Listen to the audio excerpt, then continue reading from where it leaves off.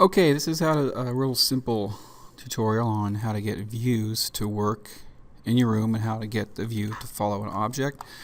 I've got my little guy right here, and he jumps around. I've got a fairly large room, and he's in. He can jump around and go to different places in the room.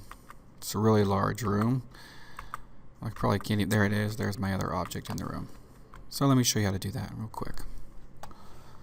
Okay, so I am in my room. So if you open up, I'm going to save it, yes. When you open up your room, and here you have these different tabs. Under settings for mine, I've got a fairly large room. And then you go up to the views tab.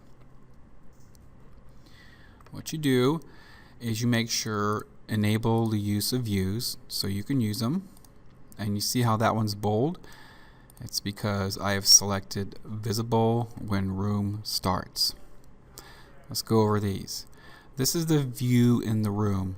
So now when I start my game, I am creating a view that's 640 wide by 480 height.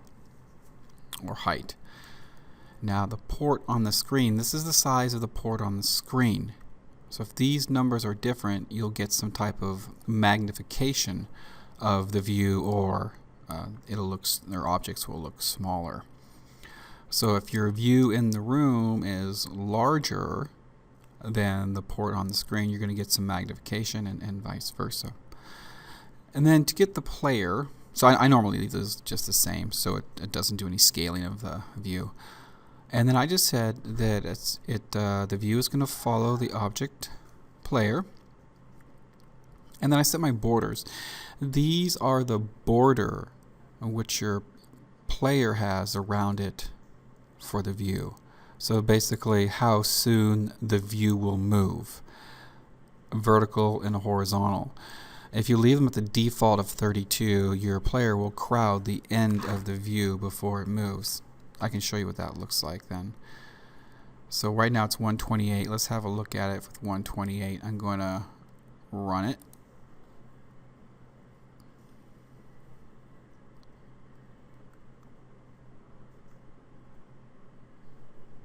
Move this back up so you can see the view moves when I get about there. That's about 128. So let's go back and change this. I believe the default's 32 by 32.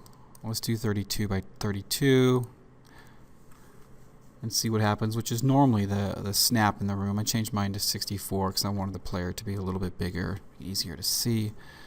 Okay. So now you have to get all the way over there close to the edge. Well, you know, the origin of my player is here, so that distance is about 32 before it moves, and so you get right to the end of the view before it starts to move. So you can start messing with those. You can go 200 by 200. Now that's going to give me a 200 pixel border between my character and the end of the view before it starts scrolling.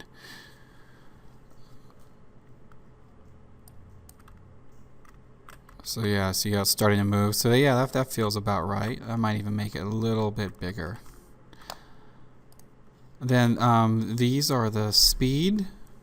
So you can set the scrolling speed, but you kind of want to be careful with that. You don't want to set that slower than your player moves, or your player will get close to the edge. You can actually outrun your view that way. Right now mine's set to -1, so it's just going to follow the same speed as the player. So there is a very simple thing of single views. Okay.